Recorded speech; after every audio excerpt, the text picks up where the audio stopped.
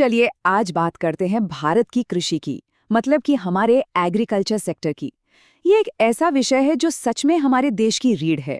ये सिर्फ जमीन पर फसलें उगाना नहीं है, बल्कि करोड़ों लोगों की जिंदगी और हमारी पूरी अर्थव्यवस्था का आधार है। जरा इस आंकड़े पर गौर कीजिए, 2/3। इसका मतलब है कि हमारे देश में लगभग 2/3 आबादी यानी हर 3 में से 2 लोग अपनी रोजी रोटी के लिए सीधे सीधे खेती पर निर्भर हैं। इससे आप अंदाजा लगा सकते हैं कि कृषि सिर्फ एक पेशा नहीं, बल्कि हमारे समाज की धड़कन है। तो ये तो साफ है कि भारत एक कृषि प्रधान देश है।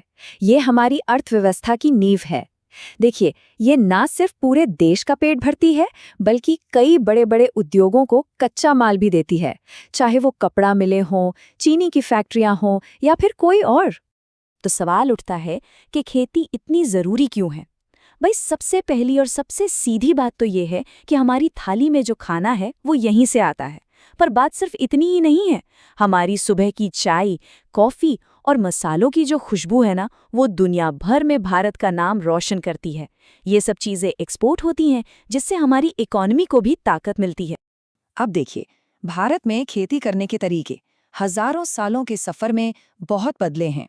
आज भी देश के अलग अलग कोनों में आपको खेती के कई रूप देखने को मिलेंगे। कहीं छोटे किसान बस अपने परिवार का पेट पालने के लिए खेती कर रहे हैं, तो कहीं बड़े बड़े फार्म्स पर सिर्फ बाजार में बेचने के लिए फसलें उगाई जा रही हैं। इस बात को और अच्छे से समझने के लिए चलिए असम की रिंझा की कहानी से मिलते हैं। रिंझा का परिवार जिस तरह से खेती करता है, उसे हम कहते हैं प्रारंभिक जीविका निर्वाह कृषि। आसान भाषा में कहें तो ये खेती का सबसे पुराना, सबसे बुनियादी तरीका है। इस तरीके का एक और नाम है कर्तन दहन प्रणाली या स्लैश एंड बर्न खेती। इसमें होता यह है कि किसान जंगल के एक छोटे से हिस्से को साफ करते हैं, वहां खेती करते हैं। फिर कुछ साल बाद जब उस मिट्टी की उपजाऊ शक्ति मतलब फर्टिलिटी कम हो जाती है, तो वो उस जमीन को छोड़कर आगे बढ़ जाते हैं। वो पुरानी जमीन प्रकृति के भरोसे छोड़ दी जाती है ताकि वो फिर से हरी भरी हो सके। अब जरा उस पुराने तरीके के एकदम उलट सोचिए। ये है गहन जीविका कृषि। ये उन इलाकों में की जाती है जहां जमीन पर आबादी का दबाव बहुत ज्यादा है, मतलब जमीन कम है और लोग ज्यादा। यहाँ मकसद एक ही होता है, जमीन के एक एक इंच से ज्यादा पैदावार निकालना। इसके लिए जाहिर है बहुत ज्यादा मेहनत, सिंचाई और रासायनिक खाद का इस्तेमाल होता है। अब हम आते हैं खेती के एक बिल्कुल अलग रूप पर, वाणिज्य कृषि या कमर्शियल फार्मिंग। यहाँ एक ही मकसद है और वो है फसल को बाजार में बेचना और उससे मुनाफा कमाना। देखिए, इन दोनों तरीकों में जमीन आसमान का फर्क है। एक तरफ है कमर्शियल फार्मिंग, जहां आधुनिक इनपुट्स जैसे ट्रैक्टर, अच्छी किस्म के बीज और केमिकल फर्टिलाइजर इस्तेमाल होते हैं।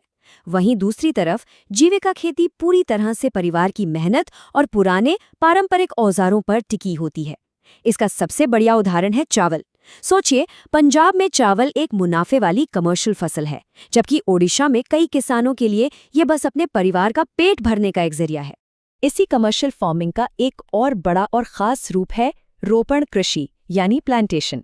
जैसे कि दक्षिण भारत में केले का ये बड़ा सा बागान। इसमें एक बहुत बड़े इलाके में सिर्फ एक ही तरह की फसल उगाई जाती है। हमारे देश में चाय, कॉफी, गन्ना और केला ये सब मुख्य रोपण फसलें हैं।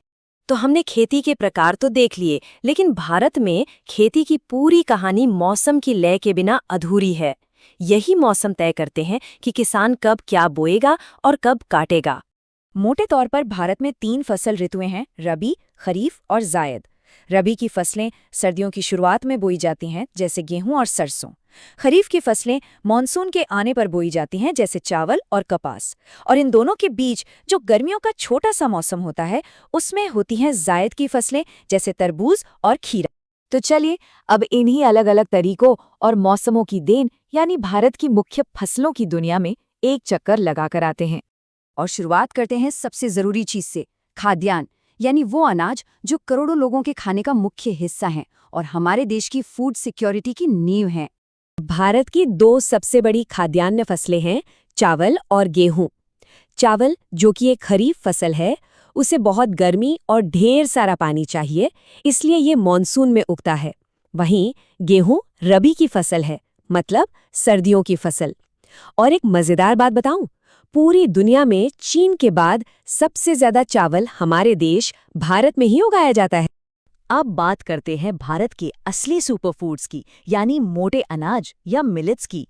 ज्वार, बाजरा और रागी जैसे अनाज को भले ही मोटा अनाज कहते हैं, लेकिन असल में ये पोषण के पावर हाउस हैं। जैसे रागी में आयरन और कैल्शियम कूट कूट कर भरा होता है, और ज्वार तो चावल और गेहूं के बाद भारत की तीसरी सबसे जरूरी खाद्यान्न फसल है। अनाज की बात हो गई, अब बारी है दालों की। भारत जैसे देश में, जहां एक बहुत बड़ी आबादी वेजिटेरियन है, प्रोटीन के लिए दालों से बेहतर और कुछ नहीं। ये प्रोटीन का सबसे बड़ा और सबसे अहम जरिया है। दालों की एक नहीं बल्कि दो खासियतें हैं। एक तरफ हम भारतीय दुनिया में सबसे ज्यादा दालें उगाते भी हैं और खाते भी हैं। ये हमारी थाली में प्रोटीन का सबसे बड़ा स्रोत है। और दूसरी तरफ ये किसान की सबसे अच्छी दोस्त भी हैं। ये हवा से नाइट्रोजन लेकर जमीन को कुदरती तौर पर उपजाऊ बनाती हैं। है ना कमाल की बात? अच्छा, पेट भरने वाली फसलों से अब जरा उन फसलों पर आते हैं जो व्यापार के लिए उगाई जाती हैं, यानी पेय और नकदी फसलें, जैसे कि चाय और कॉफी। चलिए कुछ खास कमर्शियल फसलों पर एक नजर डालते हैं। गन्ना, जिससे हमारी चीनी बनती है। असम और दार्जिलिंग की चाय, जो पूरी दुनिया में फेमस है। फिर हमारी खास किस्म की अरेबिका कॉफी, जिसकी कहानी यमन से शुरू हुई थी और आज दुनिया उसकी दीवानी है। और हाँ, तिलहन यानी तेल वाले बीज, जिनके उत्पादन में 2020 में भारत दुनिया में दूसरे नंबर पर था। तो हमने देखा कि भारत की कृषि कितनी रंग बिरंगी और कितनी जरूरी है। ये सिर्फ पैसा कमाने का एक जरिया नहीं है, बल्कि ये हमारी संस्कृति, हमारे रहन सहन का एक बहुत जरूरी हिस्सा है। एक छोटे से गांव के खेत से लेकर दुनिया के बड़े बड़े बाजारों तक, कृषि ही भारत की अर्थव्यवस्था और संस्कृति की जीवन रेखा है। इसकी यही विविधता इसकी सबसे बड़ी ताकत है। लेकिन अब एक बड़ा सवाल सामने खड़ा है। एक तरफ हमारे देश की आबादी लगातार बढ़ रही है और दूसरी तरफ टेक्नोलॉजी भी बहुत तेजी से बदल रही है। ऐसे में भारतीय कृषि का भविष्य क्या होगा?